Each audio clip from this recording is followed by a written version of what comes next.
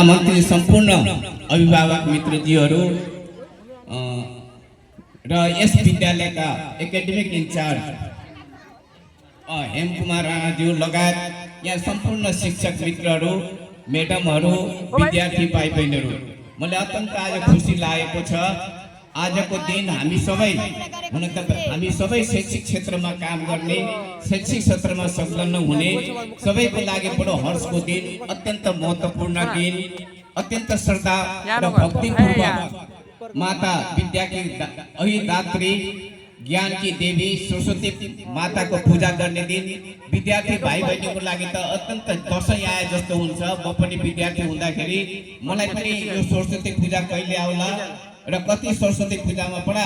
विद्यार्थी भाइ बहिनी साना नानीहरू अत्यन्त खुसी हुन्छन्। दुईटा दिन मरे जो विद्यार्थीहरू हुन्छन्,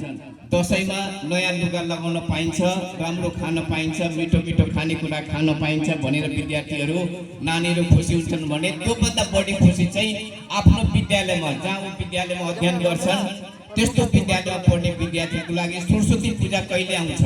सरस्वती पूजाको लागि उनीहरू इन्तजार गर्छन्, प्रतीक्षा गर्छन् र सरस्वती पूजा अत्यन्त विद्यार्थी भाइ बहिनीको लागि चाड उत्सवको दिन हो र आजको दिन अत्यन्त पावन दिन,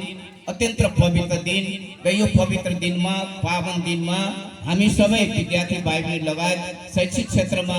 आबद्ध हुने सम्पूर्ण अभिभावक विद्यार्थी भाइ बहिनीहरू बडो श्रद्धापूर्वक, बडो भक्तिपूर्वक माता सरस्वती माताको हामी पूजाआजा गर्छौँ र आजको दिन यस्तो महत्त्वपूर्ण दिन हो, पवित्र दिन हो जसमा चाहिँ कुनै पनि लगन हेर्नु